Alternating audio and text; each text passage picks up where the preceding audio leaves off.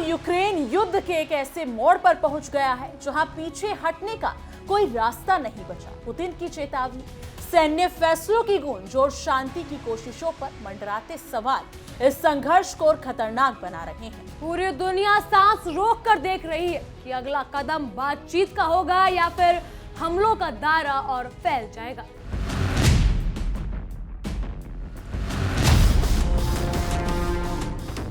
नमस्कार दोस्तों, आप देख रहे हैं इंडिया डेली का डिजिटल प्लेटफॉर्म और मैं हूं आपके साथ तानिया त्यागी। नमस्कार, मेरा नाम है जिया कौशिक। यूक्रेन की जमीन पर चल रहा युद्ध अब सिर्फ गोलियों और मिसाइलों की लड़ाई नहीं रह गया है, बल्कि ये सीधे सीधे राजनीतिक इच्छा शक्ति और सैन्य फैसलों की टकराहट बन चुका है। 4 साल से जारी संघर्ष को रोकने की तमाम कोशिशें एक एक करके नाकाम होती दिख रही हैं। शांति की हर पहल के बीच अब फिर से युद्ध तेज होने के संकेत मिल रहे हैं। रूस और यूक्रेन दोनों एक दूसरे पर आक्रामक रुख अपनाने और हालात बिगड़ने के आरोप लगा रहे हैं। इसी माहौल में रूसी राष्ट्रपति व्लादिमीर पुतिन का बयान सामने आया है, जिसने अंतर्राष्ट्रीय राजनीति में हलचल और बढ़ा दी है। पुतिन की चेतावनी सीधे सीधे ये इशारा करती है कि अब फैसले की घड़ी मैदान में खड़ी रूसी सेना करेगी। रूस का आरोप है कि यूक्रेन युद्ध खत्म करने में कोई दिलचस्पी नहीं दिखा रहा। पुतिन ने साफ कहा कि कीव शांतिपूर्ण तरीके से संघर्ष को समाप्त करने की जल्दी में नहीं है। उनका कहना है कि जब बातचीत का रास्ता बंद हो तो फिर सैन्य कार्रवाई ही विकल्प रह जाती है। यह बयान ऐसे समय में आया जब सीज फायर को लेकर अंतर्राष्ट्रीय स्तर पर उम्मीदें बनी हुई थी। रूसी राष्ट्रपति ने 2 टूक शब्दों में कहा कि अगर यूक्रेन शांति से मसले को सुलझाना नहीं चाहता तो रूस अपनी सैन्य कार्रवाई जारी रखेगा। ये सिर्फ एक चेतावनी नहीं जिया, बल्कि आने वाले दिनों की रणनीति का संकेत माना जा रहा है। पुतिन ने यह भी दावा किया है कि रूस ने यूक्रेन के कई इलाकों पर कब्जा कर लिया है। इन दावों ने लड़ाई को और तेज होने की आशंका को जन्म दे दिया है। राजनीतिक हलकों में इसे युद्ध के अगले चरण की तैयारी के तौर पर देखा जा रहा है। पुतिन ने अपने बयान में विशेष सैन्य अभियान का जिक्र करते हुए कहा कि रूस उन सभी लक्ष्यों को बलपूर्वक हासिल करेगा जो उसने 4 साल पहले तय किए थे। ताने फरवरी 2022 में यूक्रेन पर हमले के वक्त जो बात कही गई, उससे रूस उन्हें रस्तों पर आगे बढ़ा हुआ है। पुतिन का कहना है कि लक्ष्य अभी भी वही है। ये साफ करता है कि रूस पीछे हटने के मूड में नहीं है। यह बयान उन तमाम कोशिशों के लिए बड़ा झटका माना जा रहा है जो युद्ध विराम के दिशा में आगे जा रही है। बिल्कुल जी हाँ, रूस का आरोप है कि यूक्रेन शांति वार्ता से लगातार कन्नी काट रहा है।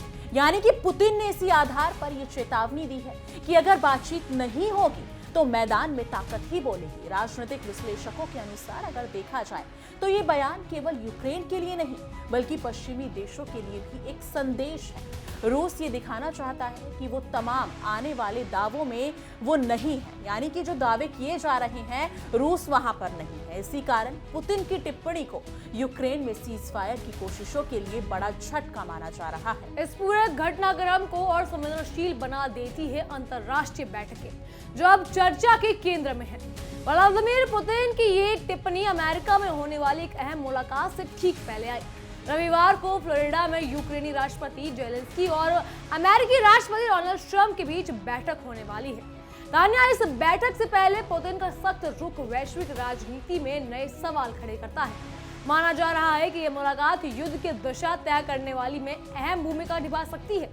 बिल्कुल जी, इस बैठक को लेकर उम्मीद जताई जा रही है कि जेलेंस्की युद्ध खत्म करने के लिए 20 पॉइंट प्रस्ताव को स्वीकार कर सकते हैं। लेकिन यूक्रेनी राष्ट्रपति ने साफ कर दिया है, यानी कि उन्होंने साफ कहा है कि उनके लिए सुरक्षा गारंटी सबसे अहम मुद्दा है। जेलेंस्की का कहना है कि यूक्रेन को भरोसा चाहिए और वो भरोसा अमेरिका से अपेक्षित है।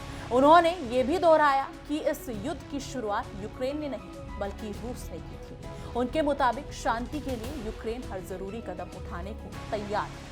जेलेंस्की ने इन बयानों के बीच पुतिन का रुख और ज्यादा सख्त दिखाई देता है। तानिया, एक तरफ यूक्रेन बातचीत की बात कर रहा है तो दूसरी तरफ रूस सैन्य कार्रवाई को लेकर समाधान बता रहा है। यही वजह है कि दोनों पक्षों के बयान एक दूसरे से टकराते नजर आ रहे हैं। ये टकराव सिर्फ सैन्य शब्दों का नहीं बल्कि रणनीति और इरादों का है। ऐसे में आने वाले दिनों में इस युद्ध के लिए बेहद निर्णायक माना जा रहा है। मैदान की हकीकत को समझने के लिए पुतिन ने खुद रूसी सशस्त्र बलों के कमांड पोस्ट का निरीक्षण किया है। उन्होंने जनरल स्टाफ के प्रमुख वालेरी गेरासिमोव और रूसी बलों के सेंटर और ईस्ट समूहों के कमांडरों से सीधे रिपोर्ट ली। ये कदम दिखाता है कि क्रेमलिन युद्ध की हर गतिविधि पर करीबी से नजर रखे हुए है। राष्ट्रपति का मोर्चे की स्थिति पर खुद जानकारी लेना राजनीतिक और सैन्य दोनों स्तरों पर बड़ा संकेत माना जा रहा है। इससे ये भी साफ होता है कि रूस युद्ध को लेकर किसी ढील में मूड में नहीं जा रहा। बिल्कुल तान्या, देखिए रूसी कमांडो ने पुतिन को बताया कि उनकी सेना ने यूक्रेन के डोनेट्स्क क्षेत्र समेत कई अन्य क्षेत्रों में कब्जा कर लिया है। इसके अलावा ज़ापोरिज़िया क्षेत्र समेत कई और क्षेत्रों पर भी नियंत्रण का दावा किया गया है। ये दावे रूस की ओर से युद्ध में बढ़त दिखाने की कोशिश माने जा रही है। राजनीतिक रूप से ये संदेश दिया जा रहा है कि रूसी सेना जमीन पर आगे बढ़ रही है। हालांकि इन दावों को लेकर तस्वीर पूरी तरह अभी साफ नहीं है। वहीं दूसरी ओर यूक्रेन की सेना ने रूस के इन दावों को चुनौती दी है। यूक्रेन की ओर से जारी नियमित युद्ध क्षेत्र अपडेट में कहा गया है कि मिर्नोहराज और हुलियाईपोल के आसपास रूसी सेना के आगे बढ़ने के प्रयासों को विफल कर दिया गया है। यूक्रेनी सेना का कहना है कि उसने मोर्चे पर स्थिति को संभाले रखा है। ये बयान दिखाता है कि दोनों पक्षों की जमीनी हकीकत को लेकर अलग अलग कहानियां सामने आ रही हैं। यही वजह है कि युद्ध का सच और जटिल होता जा रहा है। रूस और यूक्रेन के इन विरोधाभासी दावों के बीच राजनीतिक तनाव और गहरा हो गया है। एक तरफ रूस कब्जे का दावा कर रहा है तो दूसरी तरफ यूक्रेन उसे नकार रहा है। ये स्थिति सिर्फ सैन्य नहीं बल्कि कूटनीतिक मोर्चे पर भी भ्रम पैदा कर रही है। अंतर्राष्ट्रीय समुदाय के लिए यह तय करना मुश्किल होता जा रहा है कि असल स्थिति क्या है, लेकिन इतना साफ है कि लड़ाई थमने की बजाय उग्र होती दिख रही है। पुतिन का ये कहना कि युद्ध के लक्ष्य वही हैं जो 4 साल पहले तय किए गए थे, इस संघर्ष को लंबा खींचने का संकेत देता है।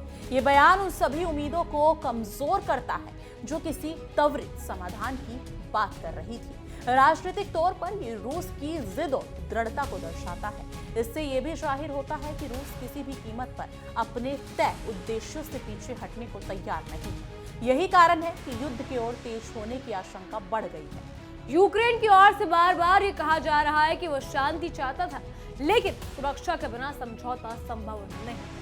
ज़ेलेंस्की ने ये दावा किया है और ये मांग अब केंद्र में आ चुकी है। अमेरिका से सुरक्षा गारंटी की उम्मीद यूक्रेन की रणनीति का अहम हिस्सा बन चुका है।